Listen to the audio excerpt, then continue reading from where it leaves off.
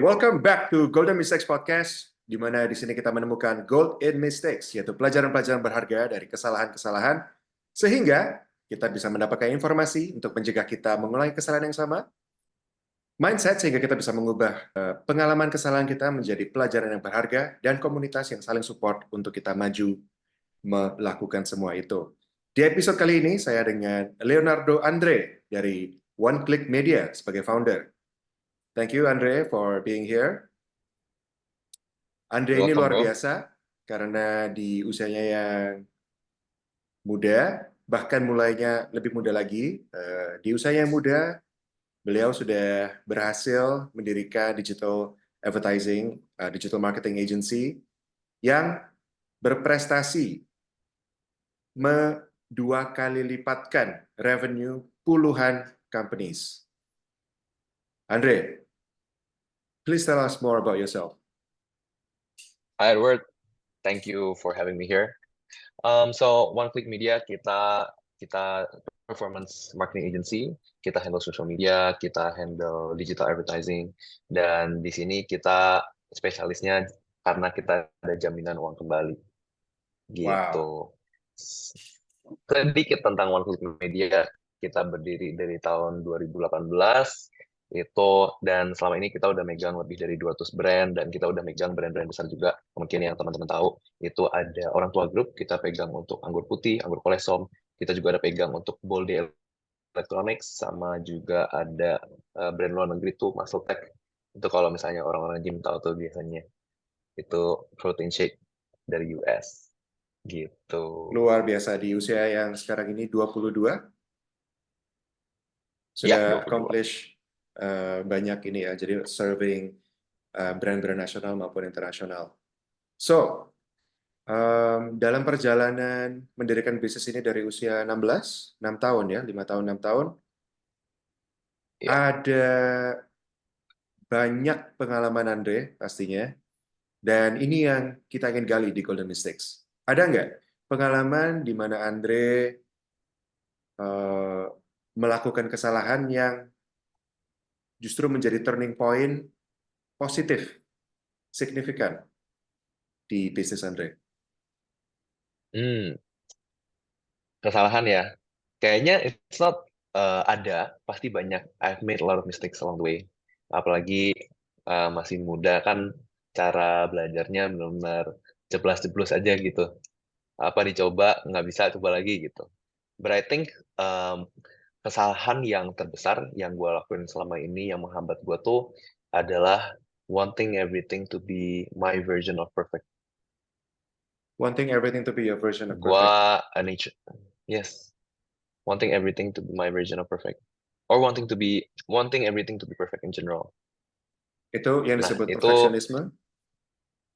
yes. And I used to think, gue dulu mikir bahwa itu sesuatu yang bagus gitu. Oh, gue punya standar yang tinggi. Gue mau semuanya perfect Boleh ceritain nggak? gitu. Tadi mungkin ada pengalaman yang di mana itu Yes. terwujudkan dan kok bisa sadar begitu ya kalau itu bukan itu kesalahan lah. Ya, nah, sadarnya itu bahwa ini tuh nggak sesuatu yang works, yang efektif. Adalah karena gue sempat 2 tahun itu lumayan stagnan bisnisnya. Mhm. As in, awalnya tuh naik tuh lumayan cepet. Oke, naik. Habis itu stuck terus hampir 2 tahun tuh pakai gitu aja. Revenue-nya stuck di segitu aja gitu. Nah, setelah ngobrol sama banyak orang, setelah ikutin ya training lah, pas segala ikut Asia Works kan, Mhm. jadi menyadari kayak, oh, what's not working in me, yang I need to improve, yang ternyata ini menyebabkan bisnis gue stuck adalah itu, karena gue mau semuanya perfect.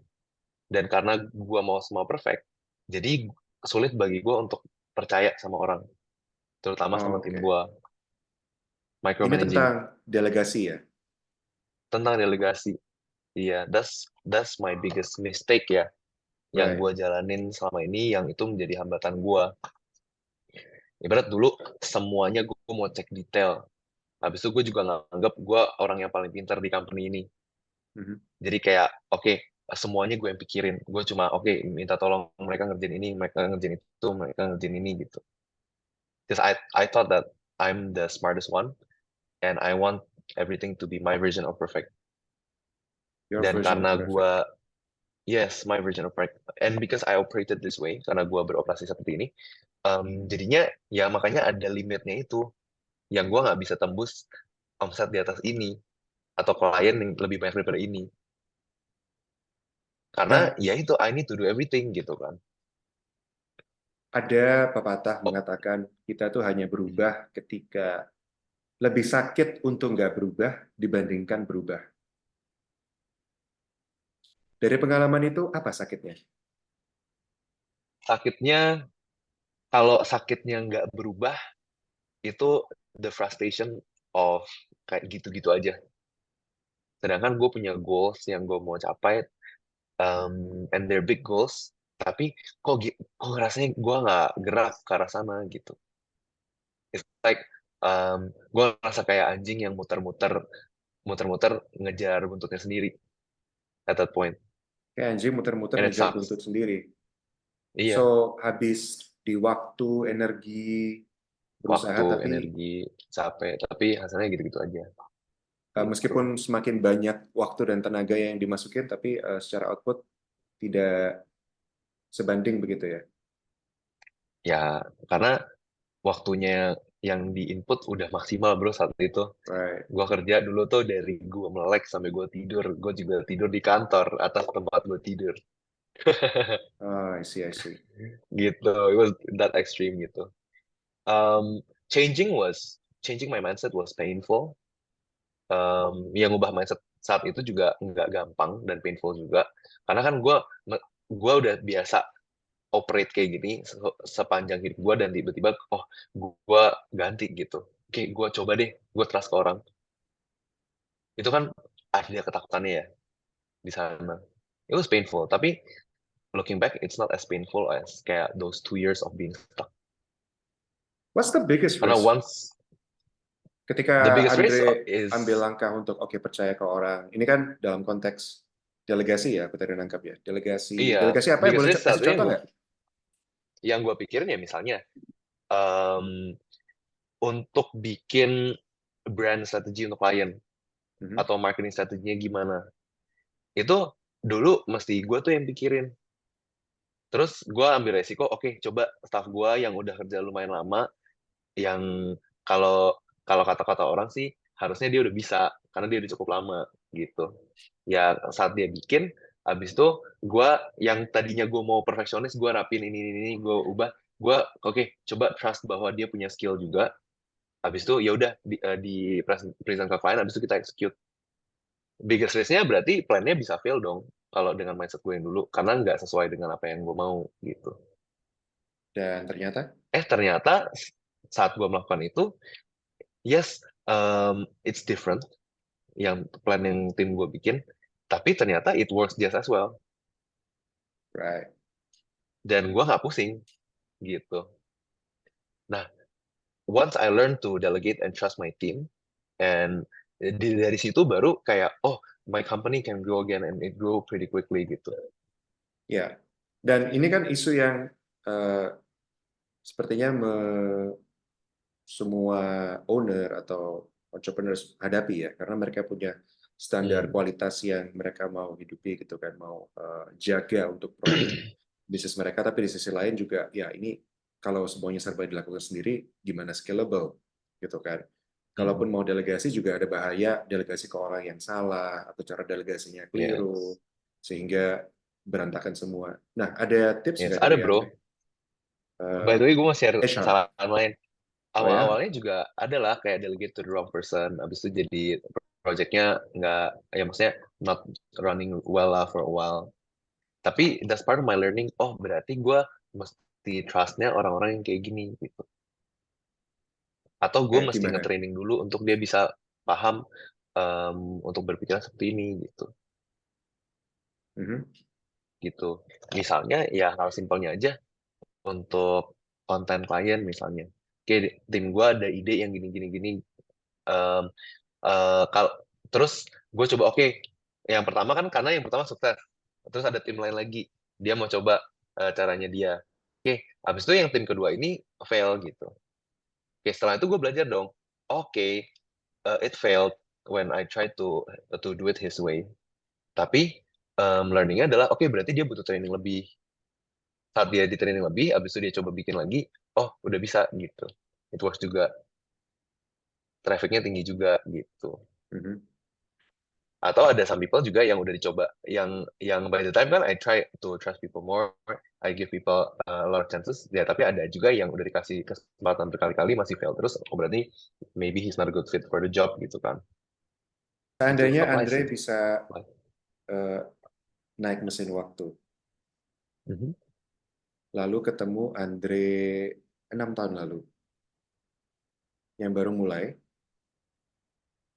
tapi Andre yang sekarang ini ketemunya sebagai stranger, jadi nggak bisa memperkenalkan diri sebagai, hey, aku Andre dari masa depan gitu ya, tapi sebagai seorang stranger yang asing.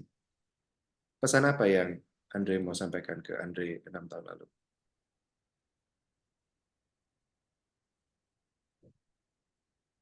Actually, I'll say kayak just don't give up, just don't give up. Kayak don't stress out, just keep doing what you're doing and kayak do your best aja terus. And don't worry, everything will work out at the end gitu. Because I think I've lived a lot of my life in like worry and fear of failure. But now the way I see it now, kayak the past 6 years, all the failure, semua kesalahan-kesalahan, semua down-nya, itu yang create apa yang gue bisa lakukan sekarang gitu. Tanpa itu gue akan nggak akan ada di mana gue berada sekarang. Gue nggak menikmati rezeki yang gue menikmati sekarang. Gue nggak tahu hal-hal yang gue tahu sekarang gitu. So kayak I just want my younger self to go through the process with more peace lah. Kayak ya udah emang prosesnya kayak gitu gitu. Don't worry. Gitu sih. Right. Dan just to recap, tadi begitu Andre finally menghadapi sikap yang perfeksionis tadi ya, kecenderungan perfeksionis dengan berani delegasi, dengan orang yang tepat, impact-nya sampai seberapa ya? Sebelumnya gini-gini Impact-nya aja, lalu ya. Ever since gua belajar untuk delegate dengan benar, my company has grown 100%, 150% every year since then till now. 150% every Iya, year. jadi per tahun 1,5 kali gitu. Wow. Dan sudah Gitu, berapa every year tahun since begitu? then. This is the third year ya. Wow. Amazing. Dan Gitu. itu semua dimulai dari ya berani percaya orang yang tepat. Yes. Now, Dan enaknya sekarang adalah gue nggak ngerasa sendiri. Dulu mhm. when there are problems in the company or while thinking about like what to build in the company or where the company is going, gue selalu mikirin sendiri gitu. Sekarang ya gue bisa ngobrol sama tim gue. Hey guys, menurut kalian gimana? Menurut kalian yang klien kita lagi butuh apa? Now I know that I'm not the smartest person in the room for everything. Apalagi tim gue kan yang tektokan sama klien tiap hari, they know what the demands are, the needs are gitu. I can talk to them gitu loh. Terus kayak about strategy juga kayak I have a management team, gue bisa ngobrol sama mereka juga gitu. Oke, kita arahnya mau gimana nih gitu. Company-nya mau diapain. Jadi bisa share bebannya dan kayak plan-plan yang tadinya gue bikin sendiri, gue discuss sama mereka, and then I realize, oh it's a bad idea. They have the data to prove that it's a bad idea gitu. So And jadi culture-nya di company enak. dari titik seorang Andre yang totally perfectionist begitu ya, lalu menjadi sekarang bisa delegasi dan uh, mengoperasikan bisnis dengan cara yang as a team gitu ya. Itu kalau aku di posisi yang seperti itu, where do I start? Aku mulainya dari mana? Karena kan pasti ada canggung dan sebagainya. Oke. Mulainya dari mana? Mulainya dari hal simpel dulu aja. Apa sih yang biasanya yang lu kerjain, yang menurut lu, yang lu nggak mau kerjain sebenarnya? yang lu nggak suka kerjain. Ya. Jadi lu lihat dari to-do list lu yang rutin lu lakuin, mana yang lu nggak suka. Start there aja. It makes it good for you, right? You don't like Right. doing it anyways. Jadi yang Jadi kita coba bisa mulai orang delegasikan ke yes, hal-hal yang kita nggak suka. cari orang, ya cari orang di tim yang menurut lu by experience atau by characteristic has the capacity to do it gitu. Atau cari orang di luar lagi emang spesialis untuk itu gitu. Misalnya, I hate accounting. I hate accounting. Kayak looking at the like detailed numbers makes my head kayak mau pecah. So yeah, I hire an admin lah gitu. Gitu. Yes. I'm Habis itu sure try. a lot of people relate. Jadi dari hal-hal kecil gitu lu aja gitu. Oke, habis itu nanti kalau lu udah terbiasa hal kecil lu oper ke orang, baru kalau by my experience, gue awalnya kan hal-hal kecil dulu gue oper ke orang, habis itu baru hal-hal gedenya, I see. management, strategi gue share. Terus untuk ya apa namanya QC QC konten misalnya, QC iklan. Tapi kalau misalnya itu hal gede, mungkin butuh proses yang lebih panjang ya. Kayak mesti dikit-dikit dulu didelegasi untuk job desk tersebut. Habis itu dievaluasi berkala gitu. Tapi pelan-pelan dilepas. Tapi kalau udah lepas ya udah jangan sentuh lagi gitu. Tinggal kalau orangnya salah dikasih feedback. Hmm. Sampai akhirnya lo nggak usah sentuh lagi gitu. Gitu. Kayak sekarang gua udah hampir 2 tahun nggak megang dashboard iklan. Oh wow. Karena semuanya gue delegasin ke tim dan yang ngecek untuk detailsnya manajer divisinya, divisi advertisingnya. Gue cuma bantu kalau misalnya ada klien yang stuck aja, manajer gue udah stuck, minta tolong ke gue, ya udah I look into it and then I evaluate the strategy gitu. Karena sometimes I still handle the big picture strategy for clients. Gitu. Selebihnya Alright. technical, mereka lebih tahu daripada gue sekarang. Gue udah 2 tahun nggak nyentuh dashboard, I don't know where the buttons are anymore.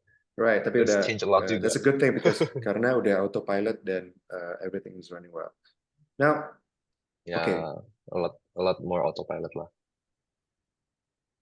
tentang fear of failure, right? Mhm. Kalau sekarang Andre ada mendapatkan jasa asuransi gratis, asuransi yang memastikan 3 keputusan bisnis Andre, kalaupun gagal, diganti rugi. Jadi tidak perlu takut gagal, walaupun tidak dijamin berhasil. Apa 3 keputusan bisnis yang Andre mau ambil menggunakan asuransi ini? Okay, interesting. Kayaknya pertama, gua mau bangun bisnis yang lebih capital leverage-nya lebih tinggi. Karena sekarang kan di service bisnis ya, yang leverage-nya people bukan capital. Let's say somewhere in property, Property? ya. Eh, mungkin kayak manage hotel gitu, punya hotel atau gimana lah, yang capital gede tapi return-nya potensialnya juga gede gitu. I don't know. I've never really looked at it because right now I'm still focusing on kayak service-based business. Sama sekarang baru masuk ke retail. So I don't know. Tapi yang kayak gitu. Yang high capital tapi high gain juga because of high capital. Um, Number two, milih CEO-nya. Ya kan? Kalau misalnya di garansi nih, ya udah pilih CEO-nya yang bagus kalian. Yang maksudnya experience and whatnot gitu. Because I think kayak sejauh ini yang gue tahu yang sukses, yang bikin bisnis itu sukses atau enggak kan, ya pertama bisnis modelnya, kedua leadernya, sama ketiga timingnya.